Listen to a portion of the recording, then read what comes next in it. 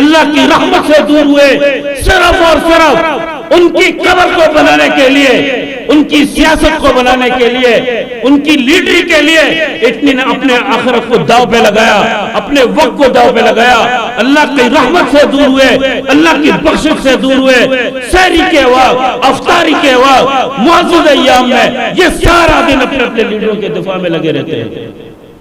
ہونا یہ چاہیے تھا کہ شیطان سے ہماری لڑائی ہوتی، ہونا یہ چاہیے تھا کہ نفس کے ساتھ ہماری لڑائی ہوتی، ہونا یہ چاہیے تھا کہ ہماری لڑائی طاغوتی قوتوں کے خلاف ہوتی، لیکن بدقسمتی یہ ہے، میں کبھی کبھی یہ سوچتا تھا کہ دجال آئے گا، کیسے لوگ ہوں گے، علماء موجود ہوں گے، سب کچھ ہوگا، اور یہ لوگ دنیا اس طوفان اور سیلاب میں بہہ جائیں گے۔ آج دیکھتا ہوں تو حیران ہوتا ہوں، نبی اکرم صلی اللہ علیہ وسلم کے شیر کا تقدس، یہ مسجد نبی شریف اللہ کو لے کر جائے، وہاں یہ جو گنبد خضرا اور اندر جو سارا پرانا تعمیری کام ہے، یہ ترک حکومت، یہ پتھروں سے بنا ہوا ہے، وہ سارے گنبد اور وہ ستون سارے پتھر کے ہیں، وہ مدینہ المنورہ سے باہر جا کر ترک حکومت ایک ایک پتھر کو بنا بنا کر یہاں پر لائے تھے، اور جتنے بھی اس میں کام کرنے والے تھے، مزدور اور مصری، وہ سارے حافظ قرآن تھے۔ ترک حکومت نے کہا کوئی بھی بغیر حفظ کے اور قرآن کے درود شریف کے یہ پتھر نہیں لگائے گا، کیونکہ یہاں پتھر تراشے جائیں گے، آواز جائے گی روز اقدس میں، اب صلی اللہ علیہ وسلم کو تکلیف ہوگی۔ اتنا انہوں نے احتیاط کیا ہے، اور آج ان بے حیا اور بے شرموں کو، ان کو حیا ہی نہیں ہے۔ یہ نبی علیہ السلام کا شعر ہے، نبی علیہ السلام کا روزہ اقدس ہے، نبی علیہ السلام کے مبارک قدم وہاں پڑے ہوئے ہیں، 7 روزہ اقدس میں نبی علیہ السلام تشریف فرما ہے، اور یہ بے حیا اپنے لیڈروں کو بچانے کے لیے اور ان کے لیے یہ وہاں پہ گالیاں دیتے ہیں۔ جو کوئی بھی ہو، میں یہ نہیں کہتا ہوں، یہ جو بھی بدبختی کرتا ہے، جس انداز کے ساتھ بھی کرتا ہے، بدبخت ہے، لعین ہے، اللہ سے توبہ کرے۔ اگر توبہ نہیں کرے گا، ان الذین یؤذون اللہ ورسولہ لعنہم اللہ فی الدنیا والآخرہ، جو اللہ اور اس کے رسول کو تکلیف دیتے ہیں، اللہ کی لعنت ہے ایسے لوگوں پہ۔ نبی علیہ السلام کا روزہ اور مدینہ شہر بے حیا انسانوں اور بے شرموں، جو کوئی بھی تم وہاں پہ جا کے عبادت کرو، اللہ کی طرف متوجہ، اپنے گناہوں کی معافی مانگو، اپنے ملک پاکستان کے لیے دعا کرو۔ یہ جتنا تم اپنے لیڈروں کے لیے وہاں پہ مرتے ہو نا، اتنا اگر اللہ مسلح ڈال کے اللہ سے دعائیں مانگتے کہ اللہ ہمیں عادل صالح نیک حکمران عطا فرما، اللہ تمہارے دلوں کے راستے بھی کھول دیتا اور تمہارے ملک کی کرسیوں کے لیے بھی عادل حکمرانوں کے راستے کھول دیتا۔ نمازیں نہیں پڑھتے ہو اور درود شریف کی یہ حالت ہے، اور اوپر سے آپ جو ہے نا وہ ایسی حرکتیں کرتے ہو۔ اللہ تبارک و تعالیٰ سے معافی مانگے جن لوگوں نے ایسی حرکتیں کی ہے۔ جس پارٹی کا بھی کرے گا، اللہ تبارک و تعالیٰ کہ ہاں وہ لعین ہے، اور اللہ تبارک و تعالیٰ کی لاٹھی بہت سخت ہے، اللہ کا عذاب بہت بڑا ہے۔ اِنَّا كَفَيْنَاكَ الْمُسْتَهْزِئِينَ، جو بھی آپ کے ساتھ مذاق کرے گا، اے ہمارے نبی اس کے لیے ہم کافی ہیں۔ اللہ فرماتے ہیں ہم کافی ہیں اس کے لیے۔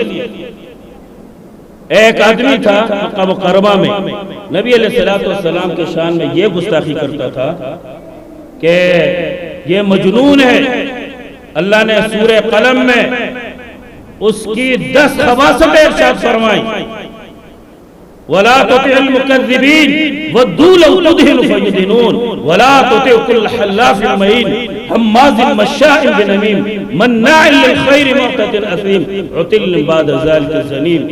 اللہ فرماتے ہیں یہ جھوٹا ہے، گمراہ ہے، غیبت کرنے والا ہے، چغلیاں کھانے والا ہے، بدعمل ہے، بدمزاج ہے، بے وقت ہے اور سخت مزاج ہے، عُتُلٍّ بَعْدَ ذَلِكَ زَنِيمٍ، اور حرامی بھی ہے۔ اللہ نے اس کی یہ خباثتیں پوری امت کو بتا دی۔ نبی علیہ السلام کا ادب و احترام، لا يؤمن احدكم حتى اكون احب اليه من والدي وولدي والناس اجمعين۔ وہ آدمی مومن ہی نہیں ہو سکتا۔ نبی علیہ السلام فرماتے ہیں تم میں سے کوئی کامل مومن نہیں بن سکتا جب تک وہ مجھے اپنے ماں باپ، اپنے اولاد اور تمام لوگوں سے زیادہ محبوب نہ بنا لے۔ نبی علیہ السلام کی شان اقدس، ان کا ادب و احترام، یہ ہمیں محبوب ہے۔ یہ ہمیں کل یہ لیڈر بچیں گے رونے باشر سے، کل ہمیں کور کے ان سختیوں سے کون بچائے گا؟ اور کون اس ترازو میں اور پل صراط میں ہمارے لیے کھڑا ہوگا؟ شفاعت کون کرے گا ہمارے لیے؟ کوئی بھی نہیں ہوگا۔ ایک اللہ کی رحمت ہوگی، ایک نبی اکرم صلی اللہ علیہ وسلم کی شفاعت ہوگی۔ اللہ ہمارے لیے آسانیاں پیدا فرمائیں گے۔ مسجد نبی شریف جاؤ، مکہ مکرمہ جاؤ، حرمین شریفین کا تقدس، نبی علیہ السلام کی شعر کا تقدس، اب صلی اللہ علیہ وسلم کے روضے اقدس کا تقدس، یہ لازم اس کی محبت ڈال کے جانا۔ اگر اتنا رتی بار تم نے اس میں گستاخی کی تو منافقین بھی مدینہ میں رہتے تھے۔ اللہ نے فرمایا اے نبی استغفر لہم او لا تستغفر لہم ان تستغفر لہم 70 مرۃ فلن یغفر اللہ لہم۔ اس منافق کے لیے آپ ایک دفعہ نہیں، 2 دفعہ نہیں، 70 دفعہ بھی استغفار کی دعا کرے، اللہ ان کو بخشتا نہیں ہے۔ مدینہ کے واسی، مدینہ المنورہ کے رہنے والے، ہمارے علماء کرام تو یہ بھی ارشاد فرماتے ہیں کہ قصدن اگر کوئی مدینہ المنورہ کو مدینہ کہے وہ بھی گستاخ ہے۔ یہ تو وہ شعر ہے جس کا اللہ تبارک و تعالیٰ نے نبی علیہ السلام کی وجہ سے اس کو اللہ نے شان دی ہے۔ 50,000 نمازیں وہاں ایک نماز کے بدلے اللہ تعالیٰ فرماتا ہے۔ وہاں کا ریاض الجنہ اللہ کے ہاں کتنا محبوب ٹکڑا ہے، نبی علیہ السلام کی ذات اقدس۔